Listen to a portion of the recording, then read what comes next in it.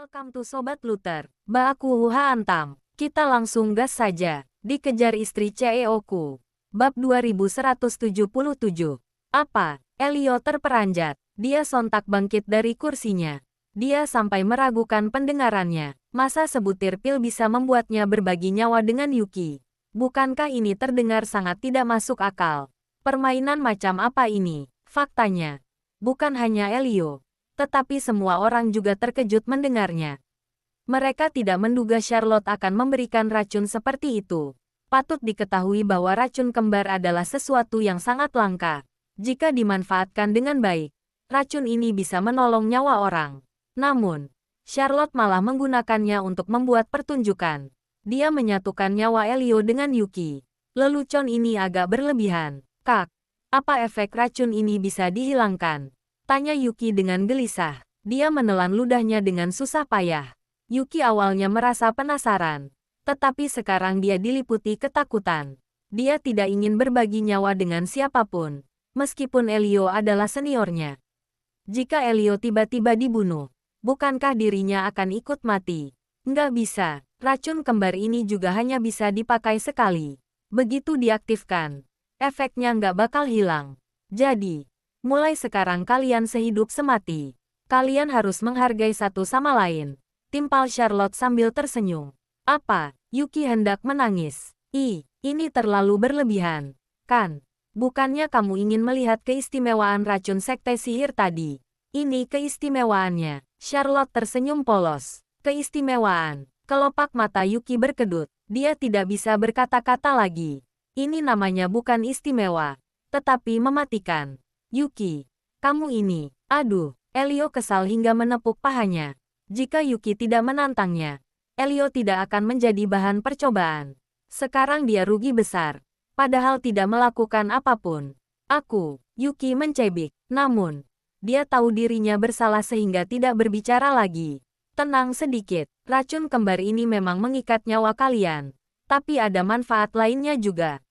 Misalnya, kalian bakal punya kontak batin dan jadi lebih kompak. Basis kultivasi kalian juga bakal meningkat pesat. Lebih bagus lagi kalau kalian melakukan teknik ganda. Kalian gak perlu terlalu repot berlatih dan tetap akan menjadi hebat. Jelas Charlotte. Setelah mendengarnya, ekspresi Elio dan Yuki baru membaik. Mereka hanya bisa menerima realitas untuk sekarang. Untungnya, ada manfaat lain dari racun ini. Kak, di sana, aku melihat dengan jelas. Aku nggak mungkin salah. Saat ini, sekelompok pria berpakaian hitam memasuki arena kompetisi dengan tergesa-gesa. Mereka semua bertubuh kekar dan memegang golok. Dari aura ganas yang terpancar, mereka jelas bukan orang yang bisa diusik. Terutama pria yang memimpin. Tinggi badannya mencapai 2 meter. Sekujur dipenuhi otot. Wajahnya ganas. Penampilannya terlihat seperti perampok. Bukannya itu orang Filatopan. Kenapa mereka menuju ke arah kita? Elio segera menyadari ada yang tidak beres. Filatopan, apa mereka sangat hebat? Yuki tampak kebingungan. Di wilayah barat laut, mereka dianggap sebagai kelompok terhebat. Elio mengelus dagunya sambil meneruskan. Ku dengar, ketua mereka mati mendadak baru-baru ini. Mereka baru selesai mengurus pemakaman. Aku nggak ngangka mereka akan ikut kompetisi. Saat berikutnya, orang-orang itu tiba di hadapan mereka. Pemimpin itu menunjuk Charlotte sambil membentak. Dasar siluman. Berani sekali kamu mencari masalah dengan kami. Hari ini, aku akan membalaskan dendam ayahku. Charlotte mengangkat alis sambil menatap pria itu dengan tatapan melihat idiot. Dia bertanya, siapa kamu? Apa aku mengenalmu? Aku ketua muda Filatopan. Hilal. Hilal memelotot dan menghardik. Ayahku tiba-tiba mati baru-baru ini. Dia mati karena racun sekte menanggung konsekuensinya. Filatopan. Ekspresi Charlotte menjadi dingin. Dia menyahut. Apa hubungannya kematian ayahmu denganku? Cari saja orang yang membunuh ayahmu. Jangan harap kamu bisa lolos. Semua anggota sekte sihir sama jahatnya. Hari ini, aku akan membantu ayahku membalaskan dendamnya. Aku akan menggantikan langit menghukummu. Pekik Hilal. Menghukumku ya? Menarik sekali. Charlotte terkekeh-kekeh dan menyindir. Memangnya kalian yang mengaku sebagai sekte baik benar-benar baik? Kalian semua munafik. Kalian sok menjunjung tinggi kebenaran, tapi melakukan banyak dosa di belakang. Menjijikkan, omong kosong, nggak ada gunanya kamu bicara panjang lebar. Kalau tahu diri, serahkan dirimu sekarang juga. Kalau nggak, aku akan menghabisi kalian semua. Ancam Hilal sambil memelotot. Kalau kamu nggak takut mati, silakan maju. Aku nggak keberatan membinasakan kalian. Timpal Charlotte dengan ekspresi dingin. Jika dibandingkan dengan sikapnya yang lugu dan manis saat berhadapan dengan Luther, sekarang Charlotte terlihat berwibawa dan kejam. Dasar siluman, aku akan membuatmu mati mengenaskan hari ini. Bunuh dia, bentak Hilal yang murka. Dia langsung memerintahkan bawahannya untuk maju. Serang, murid Filatopan langsung menghunuskan pedang dan menerjang ke depan. Berhenti, ketika pertarungan hampir terjadi. Tiba-tiba terdengar bentakan dari atas sana. Suara itu menggelegar, membuat semua orang bergidik ngeri. Seluruh murid Filatopan sampai tidak berani bergerak. Kemudian, seorang pria parubaya berpakaian pendeta melayang turun dari langit dan mendarat. Di antara mereka, penampilannya terlihat biasa-biasa saja, tetapi kekuatannya tak terprediksi. Aura yang terpancar dari tubuhnya seolah-olah bisa menghancurkan gunung. Semua orang merasa sangat tertekan hingga tidak berani berkutik. Bab 2178. Begitu pria parubaya itu muncul, suasana menjadi hening. Setelah dia menyimpan auranya kembali, orang-orang mulai bergosip. Siapa pendeta itu? Dia kelihatan hebat sekali. Tentu saja, dia murid pribadi Mahaguru, Nabel. Rupanya dia Nabel. Kemampuannya tak terprediksi dan hanya berada di bawah Atta. Sepertinya rumor itu memang benar. Kalau ada Nabel di sini, pertarungan gak bakal terjadi. Hari ini adalah hari kompetisi Gunung Narima. Semua harus tertata dengan baik. Jika sampai terjadi keributan, ini bukan lagi perselisihan antara dua sekte, melainkan pertarungan besar. Bagaimanapun, banyak sekte yang membentuk aliansi dan akan membantu sesama. Pada akhirnya, hampir separuh dunia persilatan akan terlibat dalam perselisihan. Ketika saat itu tiba, situasi akan makin kacau dan sulit dibereskan. Itu sebabnya, Nabel langsung muncul untuk menghentikan anggota Filatopan. Dia tidak ingin masalah apapun. Para pendekar, hari ini adalah kompetisi seni bela diri Gunung Narima. Kalau ingin bertarung, silakan bertarung di arena. Tolong jangan merusak aturan kompetisi, ucap Nabel sambil menangkupkan tangan kepada anggota Filatopan. Kemudian, Nabel berbalik dan menangkupkan tangan lagi kepada Charlotte dan lainnya. Sikapnya terlihat sungkan, tetapi nada bicaranya justru terdengar tegas. Pendeta busuk dari mana ini? Beraninya kamu menghalangi orang Filatopan. Kamu sudah bosan hidup ya? Hardik Hilal yang memelotot dengan ganas. Dia sama sekali tidak menghargai Nabel. Sikapnya ini pun membuat para bawahan di belakang ketakutan hingga bercucuran keringat dingin. Filatopan memang hebat, tetapi tidak akan berani melawan Gunung Narima. Ketua muda, ini adalah Tuan Nabel dari Gunung Narima. Dia murid Mahaguru. Jangan coba-coba melawannya. Seorang pria tua berjanggut yang berdiri di belakang segera memperingatkan. Demi membalaskan dendam mendiang ketua, mereka berani melawan sekte sihir, tetapi tidak akan berani menantang Gunung Narima. Bukan hanya mereka, tetapi seluruh dunia persilatan juga tidak berani. Kenapa memangnya? Siapapun gak boleh menghalangiku membalas dendam. Aku nggak takut, pekik Hilal. Dasar bodoh. Charlotte terkekeh-kekeh. Dia malas meladeni Hilal. Jadi duduk kembali dan menatap dengan penuh minat. Lagi pula, ada Nabel di sini. Dia tidak perlu repot-repot melawan Hilal. Ketua muda, ini wilayah Gunung Narima. Ada banyak sekte besar di sini. Bukan keputusan yang Unyung bijak kalau membuat onar di sini. Pria tua berjanggut itu bersikeras memberi isyarat mata kepada Hilal. Filatopan memang mendominasi di wilayah barat laut, tetapi mereka tidak ada apa-apanya di Gunung Narima. Aku mau membalaskan dendam ayahku. Kenapa nggak bijak? Aku mau memberi keadilan untuk ayahku. Masa aku harus membiarkan musuhku begitu saja? Bentak Hilal. Pria tua itu tidak bisa berkata-kata. Ketika ketua mereka masih hidup, dia merasa Hilal ini hanya gegabah. Namun, kini dia baru menyadari bahwa Hilal bukan hanya gegabah, melainkan idiot. Hilal tidak bisa menilai situasi dengan baik. Bab 2179. Pendekar. Aku tahu kalian punya dendam pribadi. Silakan selesaikan di arena atau selesaikan setelah kompetisi berakhir. Yang jelas, sekarang bukan waktunya kalian membuat keributan, ucap Nabel dengan ekspresi datar. Dasar pendeta brengsek, kamu nggak berhak mengatur-aturku. Cepat menyingkir, kalau nggak, kuhabisi kamu sekarang juga. Ancam Hilal sambil memelotot. Pria tua berjanggut itu sungguh kehabisan kata-kata. Para anggota Villa Topan di belakang terus menyeka keringat dengan cemas. Mereka sampai tidak tahu harus mengatakan Hilal terlalu berani atau terlalu bodoh. Jika situasi terus berlanjut, Villa Topan akan binasa dalam waktu dekat ini. Pendekar, kalau kamu terus bersikap keras kepala, aku hanya bisa mengusirmu dari sini, ujar Nabel dengan ekspresi dingin. Kamu kira bisa mengusirku semudah itu? Aku nggak bakal kemana-mana. Jangan harap kamu bisa mengusirku. Hilal mendongak dan memelotot dengan angkuh. Ketika mendengar ini, Nabel tak kuasa mengernyit. Dia bukan orang yang pemarah. Tetapi dia mulai kesal dengan sikap Hilal yang lancang. Ayo, kamu mau mengusirku, kan? Maju, aku mau lihat kamu punya kemampuan sehebat apa. Tantang Hilal yang menunjuk Nabel dengan goloknya. Anggota Villa Topan lagi-lagi bertatapan dengan cemas. Mereka ingin sekali menangis melihat situasi ini. Adapun para pesilat di sekitar, mereka tidak sabar untuk menonton keseruan. Sudah lama tidak ada orang yang berani menantang Gunung Narima. Aku akan memberimu peringatan terakhir. Tolong tinggalkan Gunung Narima. Ekspresi Nabel akhirnya menjadi serius. Tekanan tak kasat mata mulai memancar dari tubuhnya. Seketika, angin kencang bertiup dan debu beterbangan.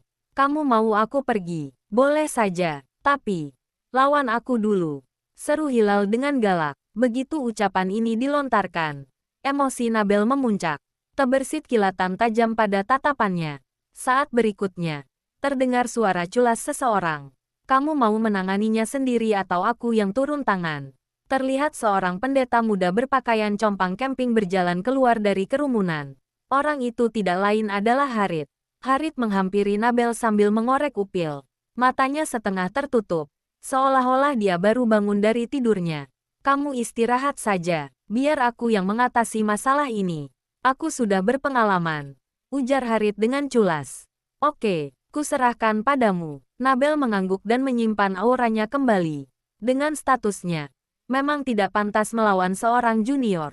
Namun, Harit berbeda. Harit seharusnya lebih muda 10 tahun dari Hilal. Dia tidak akan dituduh menindas orang. Hei, ku beri kamu 2 kesempatan. Harit menjulurkan 2 jarinya dengan malas dan berkata, pertama, angkat kakimu dari sini. Kedua, aku akan melemparmu keluar. Bab 2180. Silakan dipilih. Siapa kamu? Beraninya kamu mengatur-aturku. Cari mati ya, tegur Hilal dengan galak. Kalau kamu nggak mau pergi, aku terpaksa membantumu. Tapi, kamu mungkin akan patah tulang nanti. Kamu cuma bisa berbaring di ranjang selama 1,5 tahun. Timpal Harit yang masih mengorek upil. Kamu berani mengancamku. Kamu kira aku takut? Maju saja kalau memang hebat. Aku mau lihat, sehebat apa kamu. Hilal menunjuk Harit dengan goloknya. Ayahku bilang aku harus bersikap sopan dulu sebelum main tangan. Aku sudah membujukmu. Tapi kamu nggak tahu diri. Ya sudah. Jangan salahkan aku bertindak kejam. Harit mengangkat tangannya. Lalu menunjuk Hilal dan bergumam. Teknik halilintar. Saat berikutnya, muncul sambaran petir berwarna biru. Petir itu langsung memelesat ke arah Hilal. Kecepatannya tidak bisa dilihat secara kasat mata. Hilal tidak sempat bereaksi sehingga petir itu menembus dadanya. Duar, bagian atas tubuh Hilal pun terluka. Dia terhempas sejauh belasan meter dan mendarat dengan keras di tanah.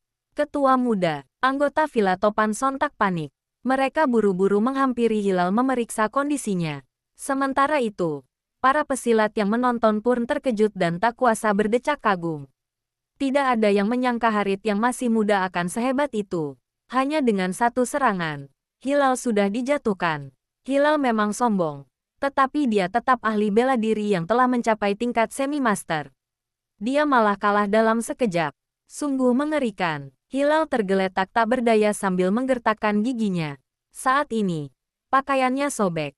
Dadanya terbakar, dan anggota tubuhnya tidak bisa digerakkan. Bahkan, ada petir di permukaan tubuhnya. Beberapa murid Villa Topan hendak menyentuh hilal, tetapi mereka segera menarik tangan kembali karena disengat listrik. Ketua muda, kamu baik-baik saja. Mereka hanya bisa mengelilingi hilal dan memanggilnya. Tidak ada yang berani berdiri terlalu dekat. Setelah arus listrik di tubuhnya hilang, hilal akhirnya bisa bergerak kembali. Dia menggeleng dengan kuat, lalu bertanya dengan bingung, apa yang terjadi tadi? Semua terjadi terlalu cepat, sampai-sampai hilal tidak sempat bereaksi. Dia tiba-tiba diserang oleh serangan Harit begitu saja. Kemudian, dia kehilangan kesadaran untuk sesaat dan tidak bisa ingat apapun. Kamu terkena teknik halilintar, jawab pria tua berjanggut itu sambil menunjuk dada hilal. Hilal menunduk dan mendapati dadanya berdarah serta hangus. Samar-samar, dia bisa mencium bau gosong. Dia pun murka, berengsek. Hilal memukul permukaan tanah dan bangkit. Dia menunjuk Harit dengan goloknya lagi dan membentak. Ternyata kamu begitu tercela. Kamu diam-diam menyerangku ya. Seperti ini gaya bertarung Gunung Narima. Diam-diam menyerang. Harit merasa lucu. Aku menyerangmu secara terang-terangan. Kapan aku menyerangmu secara diam-diam? Tapi, harus kuakui kalau kulitmu sangat tebal. Kamu masih bisa berdiri setelah terkena serangan halilintarku. Halilintar apanya? Kamu nggak bakal bisa melukaiku. Teknik Gunung Narima nggak ada apa-apanya untukku. Pekik hilal. Masa? Harit meniup upilnya. Lalu membalas. Aku cuma menggunakan 10% kekuatanku tadi. Aku cuma ingin memberimu sedikit pelajaran. Tapi, kalau kamu masih keras kepala, aku bakal serius kali ini. Jangan bicara omong kosong. Aku akan bertarung denganmu hari ini. Hilal sama sekali tidak takut. Dia memutar goloknya, lalu menyerbu ke arah Harit. Ketua muda, jangan. Orang-orang Villa Topan terkesiap. Mereka berteriak untuk menghentikan. Tetapi semua sudah terlambat. Akal sehat Hilal telah dilahap amarahnya. Dia tidak akan berhenti. Hilal memekik. Matilah kamu. Hilal memegang golok dengan kedua tangan dan hendak menebas kepala Harit. Sementara itu, Harit menggeleng dan mengangkat jarinya menunjuk Hilal. Dia bergumam. Dasar keras kepala. Saat berikutnya, sambaran petir biru memelesat dan mengenai golok Hilal. Golok itu sontak patah. Pada saat yang sama, tubuh Hilal bergetar dan akhirnya mematung akibat dampak serangan yang dahsyat. Sebelum Hilal bereaksi, Harit kembali meledakkan cahaya biru. Cahaya itu berubah menjadi sebuah bola yang ukurannya sebesar bola basket. Energi yang terkandung di dalamnya sungguh mengerikan. Ekspresi Hilal pun berubah. Dia akhirnya merasakan tekanan besar. Bulu kuduknya meremang. Dia punya firasat bahwa dirinya akan mengalami cedera parah setelah terkena serangan ini. Teknik halilintar, ujar Harit tanpa ragu sedikit pun. Dia menunjuk bola petir berwarna biru. Bola petir itu langsung memelesat dan menghantam Hilal secepat kilat. Kelopak mata Hilal berkedut. Dia tanpa sadar menangkis dengan goloknya yang sudah patah. Duar, terdengar suara ledakan yang dahsyat. Golok yang sudah patah itu hancur berkeping-keping. Bisa dilihat betapa mengerikannya serangan yang dikerahkan Harit. Pada saat yang sama, Hilal terhempas hingga jarak 20 atau 30 meter. Lalu akhirnya menghantam batu dengan keras. Bam! Batu besar itu luluh lantak. Hilal memuntahkan darah dan terkapar dengan lemas. Dia sekarat. Entah berapa banyak tulangnya yang remuk akibat serangan ini. Sial! Maki Hilal sambil memuntahkan darah. Saat berikutnya, dia kehilangan kesadaran. Ketua muda, orang-orang Villa Topan segera menghampiri. Mereka semua sibuk memberi Hilal pil dan menyalurkan energi sejati. Tenang saja, dia nggak bakal mati. Tapi, dia hanya bisa berbaring di ranjang selama setengah tahun. Celah Harit.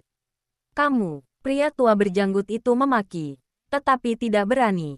Pada akhirnya, mereka mengangkat Hilal dan membawanya pergi. Kali ini, bukan hanya Villa Topan, tetapi seluruh sekte yang ada di sini akhirnya melihat kehebatan Gunung Narima. Teknik halilintar mereka sungguh menakjubkan. Hanya orang bodoh yang akan menantang Gunung Narima. Bab 2181. Sudah selesai. Paman Nabel. Aku serahkan ini padamu. Setelah selesai mengusir orang-orang dari Villa Topan, Harit menguap dan melangkah pergi dengan santai. Dilihat dari penampilannya yang malas dan mengantuk, orang yang tidak tahu akan mengira dia sudah tidak tidur selama beberapa hari. Nabel melihat ke sekeliling dan berkata dengan lantang, "Para pendekar semuanya, aku akan tekankan sekali lagi. Kalian sudah datang ke Gunung Narima, jadi mohon patuhi aturan di sini. Kalau ada dendam atau kebencian apapun, selesaikan di atas arena atau secara pribadi setelah pertandingan berakhir. Kalau ada yang membuat keributan, Gunung Narima nggak akan tinggal diam." Apa yang dikatakan Tuan Nabel benar sekali. Kalau ada yang berani melanggar peraturan, aku orang pertama yang menentangnya. Benar, nggak menghormati Gunung Narima. Berarti nggak menghormatiku. Hari ini aku akan berdiri di sini dan lihat siapa yang berani membuat keributan. Menurutku, orang-orang dari Villa Topan memang pantas dihajar. Kalau mati pun sudah sepantasnya. Semua orang mulai berbicara mendukung peraturan Gunung Narima. Siapapun yang berani melanggar peraturan Gunung Narima akan menjadi musuh mereka. Meskipun itu hanya omong kosong, setidaknya mereka menunjukkan semangatnya. Terima kasih kepada para pendekar yang sudah mendukung. Setelah memberi hormat dengan kedua tangannya, Nabel melanjutkan, "Sekarang waktunya sudah tiba. Pertandingan hari pertama akan segera dimulai. Aku akan menjelaskan sedikit peraturannya. Pertandingan kali ini untuk saling bertukar ilmu. Sebisa mungkin jangan sampai membahayakan. Kalau salah satu pihak terjatuh dari arena atau menyerah, pihak lain harus berhenti menyerang. Kalau melanggar, akan langsung didiskualifikasi. Selain itu, pertandingan kali ini nggak ada batasan senjata dan teknik. Kalian bebas menggunakan apapun. Tapi, nggak boleh sengaja membunuh lawan. Kalau situasinya memburuk, wasit berhak menghentikan pertandingannya. Yang terakhir, aku berharap semua bisa saling bertukar ilmu dan berkembang bersama." Setelah mengatakan itu, suasana di seluruh tempat penuh dengan tepuk tangan. Apakah mereka mendengar peraturannya atau tidak? Yang penting adalah bertepuk tangan. Setelah mengatakan ini, seluruh tempat bergemuruh dengan tepuk tangan. Apakah aturan pertandingan didengar atau tidak? Yang penting adalah bertepuk tangan.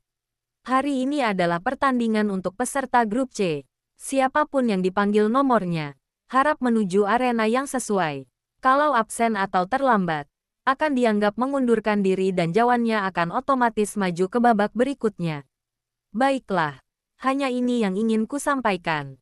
Sekarang pertandingan resmi dimulai. Tanpa basa-basi, Nabel langsung mengumumkan dimulainya pertandingan setelah menjelaskan peraturannya dengan singkat. Tak lama kemudian, suasana di seluruh tempat pun menjadi gempar. Dikarenakan jumlah peserta yang sangat banyak, Gunung Narima menyiapkan 8 arena agar 8 pertandingan berlangsung dalam waktu yang bersamaan. Setiap arena diawasi oleh seorang pendeta dari Gunung Narima sebagai wasitnya. Seiring dimulainya pertandingan, orang-orang pun mulai naik ke atas arena untuk bertarung. Pertandingan untuk peserta grup C berlangsung selama 3 hari. Meskipun para peserta grup C dianggap lebih lemah dibandingkan dengan peserta grup B dan A, mereka tetap ahli elit yang dipilih dengan cermat. Semua ahli yang bisa mendaftar untuk bertanding setidaknya bisa mengangkat beban puluhan kilogram. Selain ahli yang memiliki bakat yang luar biasa, hanya ahli yang sudah mencapai tingkat sejati yang bisa melakukannya. Dengan kata lain, sebagian besar ahli di grup C sudah mencapai tingkat sejati dengan berbagai tahapan. Ahli di tingkat ini sudah dianggap sebagai elit di dalam sekte besar dan murid berbakat yang mendapat perhatian khusus di sekte kecil. Oleh karena itu, meskipun ini adalah pertandingan grup C, tetap layak untuk diperhatikan. Mungkin saja akan muncul tokoh-tokoh luar biasa di antaranya. Sebenarnya, berbagai sekte besar begitu antusias mengikuti pertandingan ini adalah untuk mempromosikan sekte mereka dan mencari murid-murid yang berbakat juga. Pertandingan yang diadakan Gunung Narima ini adalah tempat yang terbaik untuk tujuan mereka. Para ahli berbakat yang terbaik di seluruh dunia berkumpul di Gunung Narima untuk bersaing memperebutkan ketenaran. Jika beruntung bisa merekrut 1 atau 2 dari mereka, sekte itu akan untung besar. Teman-teman, apa nggak membosankan kalau hanya menonton pertandingan saja? Bagaimana kalau kita bertaruh? Kata Charlotte secara mendadak. Bertaruh, bagaimana caranya? Tanya Yuki yang segera tertarik. Charlotte berkata dengan antusias. Sangat mudah. Kita bertaruh menang dan kalah. Aku akan menjadi bandar. Kalian yang bertaruh. Di sini ada 8 arena. Jadi aku akan membaginya menjadi 8 kelompok taruhan. Sebelum pertandingan dimulai, kalian bebas memilih siapa yang menurut kalian akan menang. Kalau tebakan kalian benar, aku akan membayar 2 kali lipat. Bagaimana? Menarik juga. Bagaimana kalau kita ikut bermain? Kata Yuki sambil melihat orang-orang di sekitarnya dengan gembira. Lagi pula, kita juga hanya duduk saja. Nggak ada salah bertaruh. Kata Ozias sambil tersenyum dan menganggukkan kepala. Elio mengangkat tangan dan berkata dengan tersenyum. Aku juga ikut. Aku nggak pandai dalam hal lain. Tapi aku nggak pernah salah menilai. Kalian ikut taruhanku saja. Apa taruhannya? Tanya Elsa dengan penasaran. Perhiasan emas dan perak, kitab ilmu bela diri, atau senjata ilahi. Apapun yang berharga, aku akan menerimanya, kata Charlotte sambil tersenyum. Yuki berkata sambil tertawa bahagia. Bagus sekali, Kak Charlotte. Sepertinya hari ini kamu akan rugi besar. Kalau kalian berani bertaruh, aku berani bayar. Lagi pula, Sekte Sihir punya banyak harta, kata Charlotte dengan santai. Mendengar perkataan itu, semua orang langsung bersemangat. Sekte Sihir dikenal kaya raya, hanya kalah sedikit dari organisasi mondial. Sebagai wanita suci dari sekte itu, Charlotte pasti sudah mengumpulkan banyak harta karun. Bagi mereka, ini adalah kesempatan emas untuk mendapatkan banyak harta dengan taruhan kecil. Setelah semua orang setuju, Charlotte langsung memerintahkan bawahannya untuk bersiap-siap. Pertama-tama, mereka mengambil 8 mangkuk dan membariskannya. Setiap mangkuk itu tertulis angka 1-8 di dasarnya. Jelas mewakili 8 arena pertandingan. Setelah itu, bawahan Charlotte juga menyiapkan beberapa kertas kecil. Orang yang akan bertaruh hanya perlu menuliskan nomor peserta yang atau lambat akan menang, kata Elio yang sama sekali tidak percaya. Luther tersenyum dan berkata, memojokkan lawan ke tepi arena. Bagaimana kamu bisa yakin, kalau itu bukan strategi lawannya yang sengaja mundur dan memancing musuhnya? Bab 2182. Teriakan Charlotte menarik perhatian banyak orang. Beberapa ahli yang gemar berjudi pun mulai bersemangat dan tidak sabar untuk ikut serta. Namun, mengingat identitasnya sebagai wanita suci dari Sekte Sihir, mereka tidak berani langsung mendekatinya. Saudara-saudara, biar aku yang mulai dulu. Melihat semua sudah siap, Elio langsung mengeluarkan sebuah batu giok dan menaruhnya ke atas meja sebagai taruhan dengan tegas. Aku bertaruh untuk kandidat nomor 28 di arena ketiga karena aku kenal orang ini. Dia adalah murid dari sekte Elita yang cukup kuat. Peluang menangnya sangat besar, kata Elio sambil menulis nomor 28 di selembar kertas dan melemparkannya ke dalam mangkuk ketiga. Untuk memastikan keadilan, lawan untuk para ahli yang berpartisipasi dipilih secara acak dan bukan berdasarkan nomor urutan. Siapapun yang dipanggil wasit harus naik ke atas arena. Jika absen atau terlambat, akan langsung didiskualifikasi.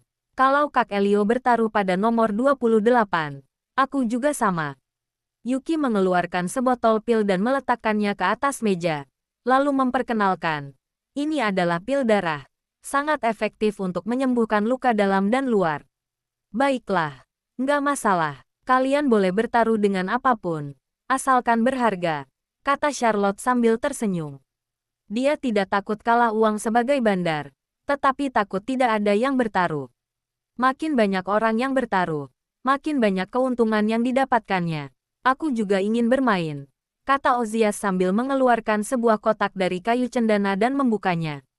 Terdapat sebuah batu rubi yang berkilauan di dalam kotak itu yang terlihat sangat berharga. Aku bertaruh pada kandidat nomor 15 di arena kelima, kata Ozias sambil menuliskan nomornya di selembar kertas dan melemparkannya ke dalam mangkuk. Kalah atau menang bukan hal yang penting bagi Ozias. Dia hanya ingin menghargai wanita suci sekte sihir dan sekalian bersenang-senang. Dia tentu saja berharap bisa menang, tetapi jika kalah pun tidak masalah.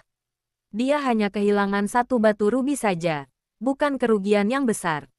Aku nggak punya barang berharga, hanya ini saja, kata Elsa sambil mengeluarkan sebuah pedang pendek dari pinggangnya dan meletakkannya di atas meja.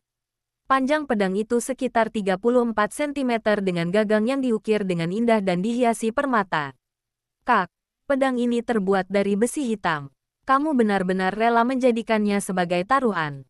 Tanya Yuki dengan terkejut. Lagi pula, aku juga jarang menggunakannya.